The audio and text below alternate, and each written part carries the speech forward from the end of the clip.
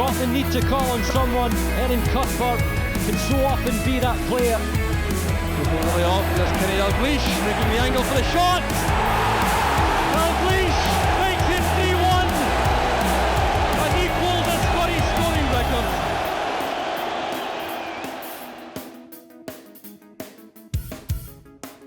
Claire, welcome to the Scotland National Team podcast. Thanks, Sue. Filming in sunny Serbia, actually, It's roasting. which must be good for you because you're pretty used to that sunshine life now. Yeah, today was great at training. I struggled in Scotland the last 2 days, I'm not going to lie. The rain and the wind and the cold. Aye, this is nicer. I seen you when you came into camp on that first day. It must have been a culture shock, and because it wasn't even just a little bit, it was majorly. To be fair, it's April. I was expecting like it better, but oh well. It must be, I suppose, coming back, you're here quite a lot. Obviously with camps have been quite close together and stuff, but you're obviously settled in LA now. What's life like? How have you just kind of slotted straight into that kind of lifestyle? Yeah, I mean, with the way the season is, it's so busy, and like when you have an away game, you're away for like 3 days, maybe 4 days sometimes. So you don't actually get that much time off. So when you do get a day off, I'll just go down to the beach with the dogs and just I feel like I'm on holiday for that one day. So I do feel dead relaxed out there, and when I'm off, I feel like I'm on holiday. That's amazing. Like, I can't imagine, like, obviously growing up in Scotland, we all know what it's like to grow up in Scotland, but is it totally different for you? Like, did you ever kind of, because you seem quite suited to the lifestyle, to be fair. I don't know. But my mum and dad used to drive us to France to go camping on holiday in the summers, and like every year we'd go for 3 weeks. And I think I loved the beach. We always went to the beach there, and we'd just kind of play outside all the time. And then when I went to college, it was in Florida, and obviously it's sunny there and it's a beachy there. So I think, yeah, I just found that as my happy place and where I'm most relaxed and enjoy it. So yeah, when I got the chance to go to LA, of course I'm going to say aye. That's so important, isn't it, when you're obviously playing well, but if you're feeling well and you're feeling happy and you're feling settled, and having been in America as a youngster, not just America, but you've travelled a lot as a player. Yeah.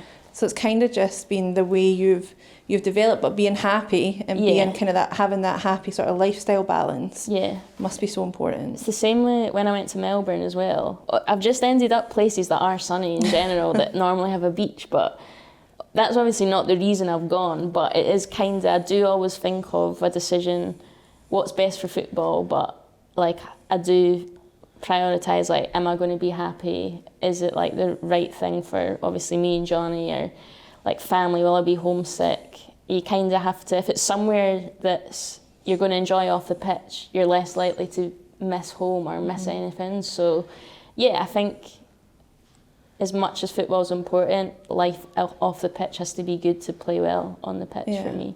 You couldn't have grown up in a more sort of opposite place, like a beachy environment, could you? No, I grew up in Penicuik. I had a sandpit and my dad had a hose, so that's as close as I got to the beach there. But no, I don't know, as I say, just from going on holiday, that was like what we loved every year. We couldn't wait to go on holiday and go to France and be at the beach. So it was a nice escape for Penicuik for a bit. Yeah.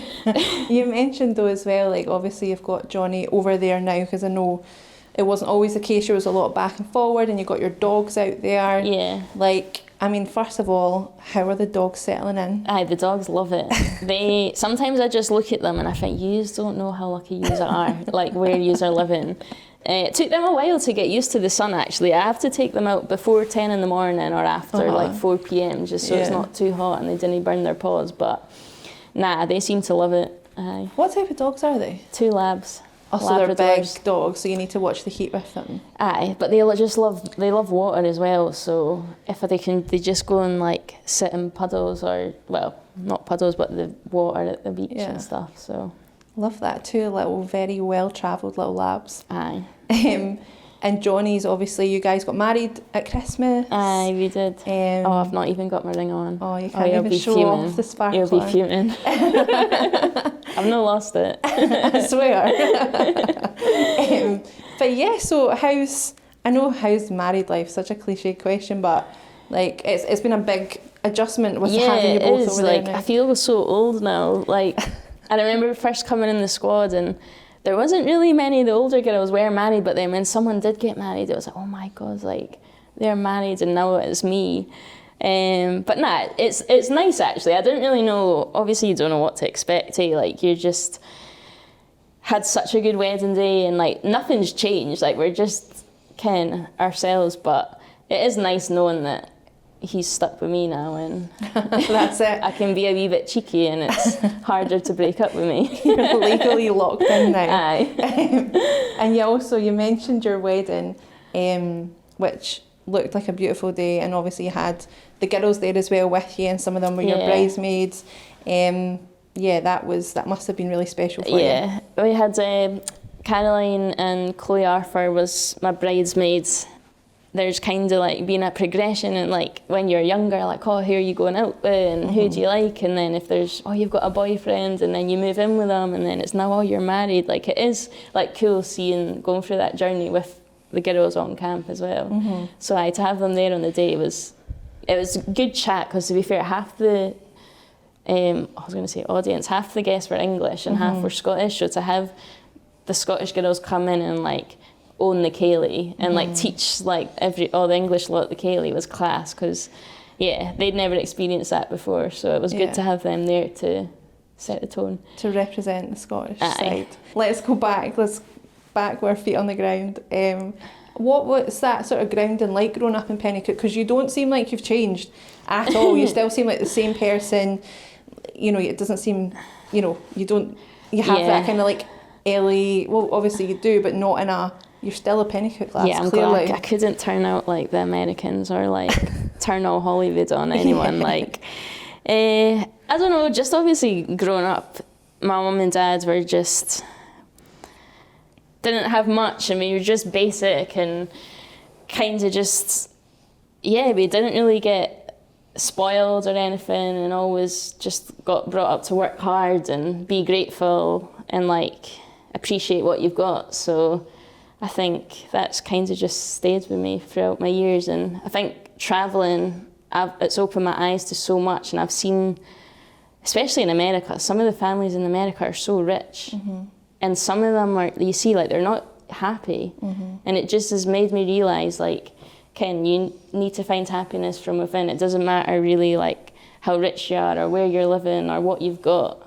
So I don't think I'll ever change. And I've not lost my accent, thank God. Nah, you've definitely not. You've definitely not. And I think that's one of the things that's so great, is that the grounding that you have in being able to go over there. And I can only imagine the people, your teammates, the people that you mix with at club, like, and you're just this total Scottish lassie going in there. Like, how do they have you had to kind of slow down how you speak and stuff? Yeah. And it took them a bit to get my banter, like, because I just go in and just say normal stuff, like, if someone hadn't filled up the water that they were meant to, I'm like, oh, are you having a day off today? And they're like, no, like, I'm here, I'm working. And I'm like, nah, like, do you know what I mean? Like, just stuff like that. But they understand me now, and I think they think that, the funniest thing I think is they think I'm quite an aggressive, like straight talking, like person, and I'm like, I think that's just being Scottish. You're just direct, and you don't take, like, you didn't beat around the bush. You just say things. Whereas they're like overly friendly and all that, but they seem to like me, so. And I think that's the thing about being Scottish, isn't it? We are kind of known for being a little bit more to the point and direct, and our accent probably just. If there's anything the girls need in the team, they're like, Claire, you asked for that, because I would just say it, whereas they all beat around the bush. And like, obviously playing and living in America, the adjustment was it a lot for you, or because you lived there when you were younger? Yeah. Like, what's sort of the biggest things for you in terms of like that is different to living here, or for example, I know you were in Manchester as well. To be fair, the biggest thing, and like it was more Johnny that noticed this, but it's made sense, is the food is so different over there. Like, everything's so, in America, like, we need to be careful. Like, a lot of stuff's so processed, and the stuff in supermarkets has got so many, like, preservatives and stuff in it, and it's actually upsets our tummies quite a lot. It's eating some certain foods, especially the meat. We've learned you should really get meat not from a supermarket, but like know a butcher and stuff like that. And then the Americans, I've asked them about it, and they're like, yeah, there's a lot of stuff that like makes our like tummies feel sick, or I can't eat this and I can't eat that. And then they're all on like so much medication all the time. And we're like, it's just such a pill-driven society. Like, people have supplements for everything. Every morning, folk are having supplements. I don't know, like, I'm not saying it's wrong. Yeah, like, maybe it works for them, but there's, definitely, like, they care so much about everything they put in their bodies, and I don't know, they're quite complicated. Yeah. Staying on the topic of food, obviously your husband Johnny is a chef. Do you ever cook, or do you? Nah. The last time I cooked for him, it ended up in such a fight, and I'll never cook for him again. I ended up chucking a fork at him. Aye. All right, And okay. so no. Probably just I leave don't it. cook, nah. Leave it to Johnny. Aye, he can do it. I know, looking to the playing side of things, do you think, when you speak to young players, would you recommend them going abroad and get, if they have that opportunity, do you think it helps you become a better person, player? I do, yeah, but I think when I was like 17, 18, the whole game was different. Like, there's a professional league now. Like, obviously Scotland's got like some professional teams now, where it wasn't when I was that age. England obviously has like 2 amazing professional leagues. So I think there is opportunities to go straight into being a professional now that weren't there when I was a kid. But I still think the US is amazing for scholarships. Like, the facilities are amazing at colleges, and if you do well there, you know, you can still get picked up from your national team or a club after you've finished your college career. There's been quite a lot of girls that have, like Alessia Russo, she obviously was at college in the US, and she's come back, was at United, now she's at Arsenal, whereas I think there was quite a stigma when I was there, like, if you go to America, you're not probably, I'll just fizzle out and it won't continue onto a professional path. But obviously it just depends on you as an individual and if you're willing to work hard enough. But yeah, I think it's important to still get an education, and you do learn more about life, living on your own, and even just how to socialise and stuff, because you go from being a 16-year-old signing a professional contract straight into a professional environment. You kind of miss out on that side of life, which is important. Other than the lifestyle, which we've obviously talked about, what do you notice in terms of playing in the league over there, in terms of the things that they do differently? Obviously do a lot of things really well in terms of promoting the teams, and you know, the visibility is still increasing all the time. We talked about your game in Kansas last week. You were talking about when you got off the plane, and there was just the visibility was everywhere. Yeah, it was amazing. I think this year especially, the NWSL signed like a new TV deal, and they've pumped a lot of money into it. And yeah, Kansas City, they've got a world-class training facility just for their women's team, and they've just built the first ever women's stadium. It was a beautiful stadium. It was sold out. It was such a good atmosphere to play in front of, and I think other teams are trying to replicate that, and teams are getting a lot of investment from mostly like other athletes, like NFL players and like ex-basketball players are investing in women's soccer now, which is exciting. So yeah, it's the atmosphere and the crowds, I think, are the biggest difference, I'd say now. Yeah, I was actually, when you were talking about that there, I was remembering that video of you that went viral at the corner kick in the warm-up. Natalie Portman, my pal. Yes, that was honestly Like, talk us through that moment and everything that came after it was just crazy. Oh God. So I never check social media. I'm terrible on it. And we were just warming up and I was going over to practice a corner. And I was already embarrassing, like, who practices corners in the warm-up? Like, but I was trying a new thing. So I thought, right, it's right next to the tunnel. I'm going to just try and drive this ball. And there was a media person stood there, and then I get over, I'm like, right, can you move? And then she turned around and it was Natalie Portman, and I was just like, oh my God. And then, someone had taken a video of it and it had just gone viral. And to be fair, I didn't really think anything of it, but it's all people speak to me about now. Did you recognise her when you said, like, can you move? As soon as she turned around, I was like, oh no. Oh my God. In my head, I'm like, oh my God. But to be fair, like, she's so nice. Like, apparently she was laughing about it. I've not seen her since. She's not come to a game since. She used to come to quite a lot. But yeah, there's the celebrities that are involved at Angel City. That's just wild. Like, I love Jennifer Garner. She's one of my favourite actresses, and like, she's come to a game and like gives us hugs and all that. So it is pretty cool. How hands-on are they? Because obviously they're these massive A-listers.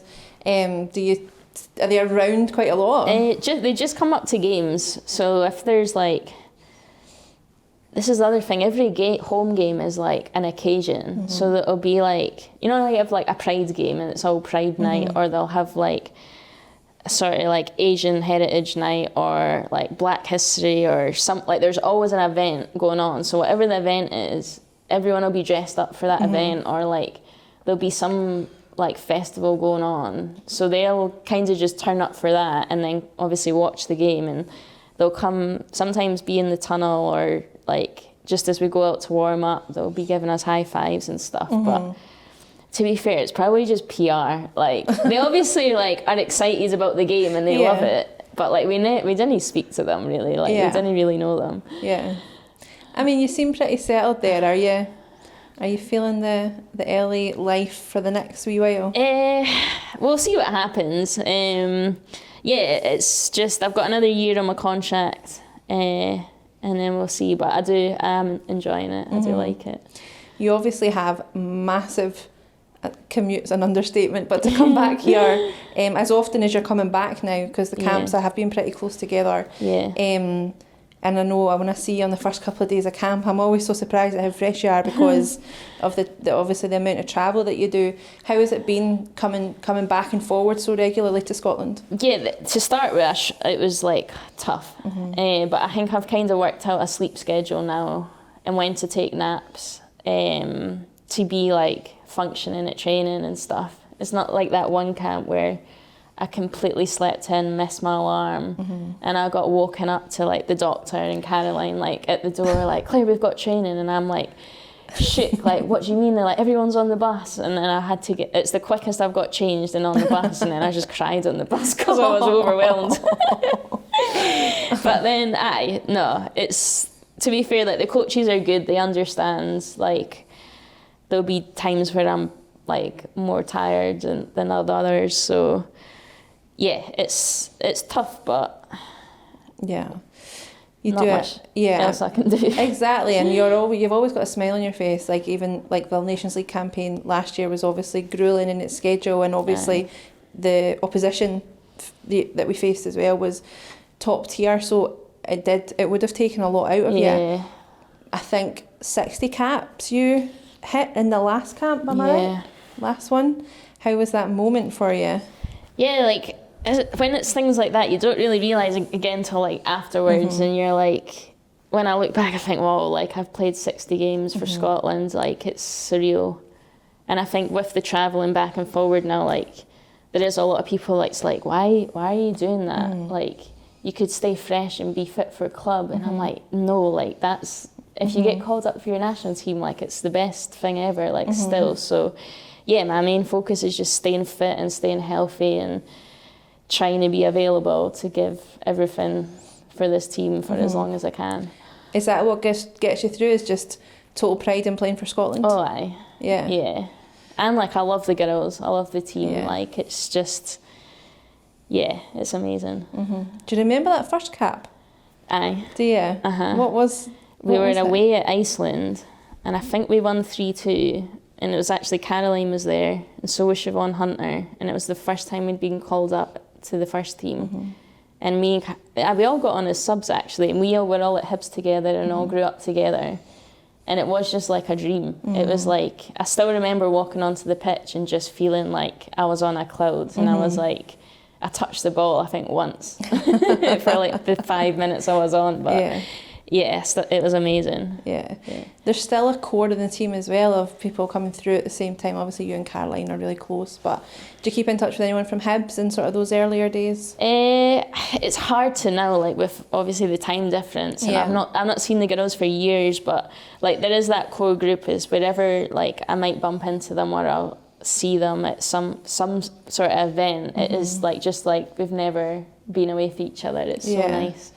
I suppose as well, like through when times are tougher, it's really important to have those relationships as well. Yeah, and it's just like a reminder, especially with Caroline, we've literally gone through our whole careers together, like all the good, all the bad, and obviously she's at Real Madrid now, which is like from when she was a kid, like she had Zidane posters up in her room, like she always loved Real Madrid, so to see her like where she is now is just amazing. And yeah, I'm so excited for her to get fit again and come back, because yeah, she's a special one. Yeah. How much of a buzz is that? Like obviously you're focused on your career and you're doing really well in your personal life, but how much of a buzz is that to see first and foremost your friends like fulfill these amazing ambitions? It's amazing, and I think it's nice to see, because obviously we know like she is like an amazing player and she's always worked so hard, and I always think in England she was always still somehow underrated or overlooked for how good she was. So I think her going to Real Madrid has given her kind of like a platform now to be noticed, and you know, the Spanish players voted her as the player of the year, and that's like the Barcelona girls that have won the Champions League. So it's so nice to finally see her get the recognition she deserves, because she's so good. And just as I was saying about you earlier, how you don't seem to have changed at all. Caroline's the same. Like, do you have? Oh no, she's changed. Oh, she's a diva. She's a princess. Nah, get it. Nah, she's alright. She's alright. But she's got better teeth now. Better teeth, better eyebrows. Her hair's a wee bit nicer. This is savage. Nah, but she's still the same person. She's still at heart. So, nah. It's nice she's not changed. It is nice she's not changed, and I was going to ask you how much of a role you have in keeping her grounded, but I think we just found out. Yeah, and like Chloe Arthur, she's like, me and her just try and keep, like, she would never get big-headed anyway. She's so humble, and she just, she'd never get carried away, but you know, if she treats herself to like a wee pair of Prada shoes, we'll have a dig at her. Just make sure you humble her quick enough. She will never get carried away. Yeah, obviously it sounds like you do a really good job of keeping each other humble, and we know that obviously Caroline's out just now and she's a huge miss, but hopefully get to see her back later in the year towards the end of our qualification campaign, which is just getting underway just now. It's been said already how important it is to get off to a positive start in every way, to get the points in the bag psychologically across the board. How vital is it from your perspective?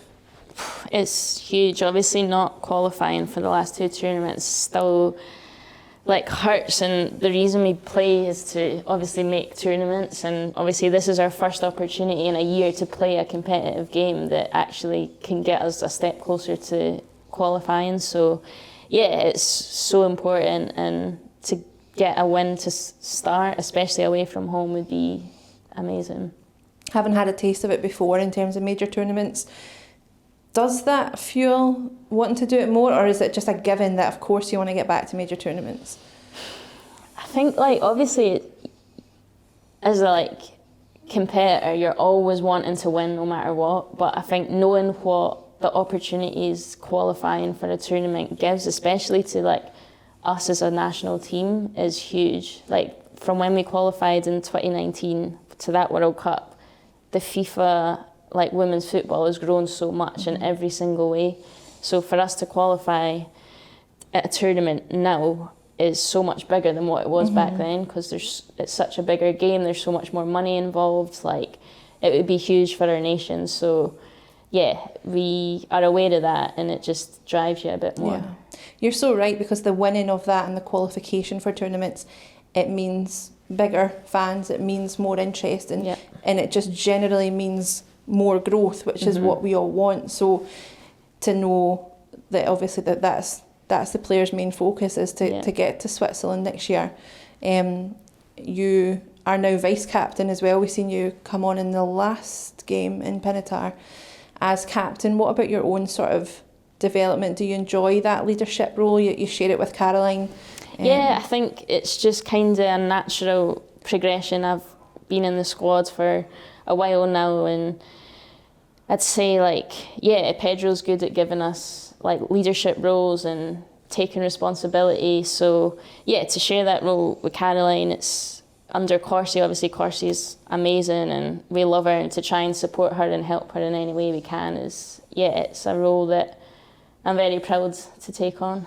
Have you taken a lot from Rachel? Just kind of touching on Rachel briefly, because obviously she could hit a milestone of 150 caps, which is an incredible achievement, and you've obviously played with her for a long time now. How much have you taken from Rachel? Oh, a lot, in so many ways. She's such a good leader and conducts herself so well, and the way she speaks and the way she thinks about like the team culture as well as everything on the pitch. Yeah, I've definitely learned a lot from her. And she's good at sharing things as well to make me better. Like she's called me out on a few things that I can do better, and I respect that because she makes me better as well. Okay, let's just fire through some random questions just to wrap this up, Claire. What was your first job? A server at a restaurant. Did you love it? No, I remember asking what they wanted to drink, and they said a beer, and I was like, all right. And I went back to the bar and went, they want a beer, and they're like, what beer? And I was too embarrassed to go back and ask what beer, so I just made one up. I hated it. It wasn't for you? Nah. Okay. I think I know the answer to this. What's your favourite animal? Dogs. Of course it's dogs. Aye. Where did you go on your last holiday? To Mexico. Was it? Aye, your honeymoon? was our honeymoon, aye. Okay, what was your favourite subject in school? Probably biology. Yeah. Aye. Were you quite a sciencey gal? Oh, aye. Yeah. Loved it. Would you have gone into sciencey stuff, do you think? So I was going to go do immunology at Edinburgh Uni. I got accepted to that, which I was buzzing about. And then I went to Florida. Edinburgh Uni, I chose football. Yeah. Impressive getting in though. I know, I was buzzing. Yeah. Is there one movie that you quote a lot? Like what? Probably Harry Potter. And what's your favourite line? I can't say it. You can't? Nah, I'm too embarrassed. Oh, Claire. Nah, I don't want to be a Caroline. Say it normal. No.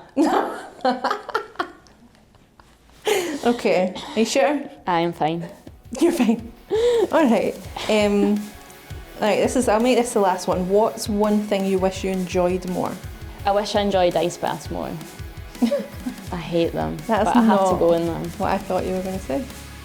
Ice baths. Yeah, I wish I enjoyed them. Okay, let's wrap it up.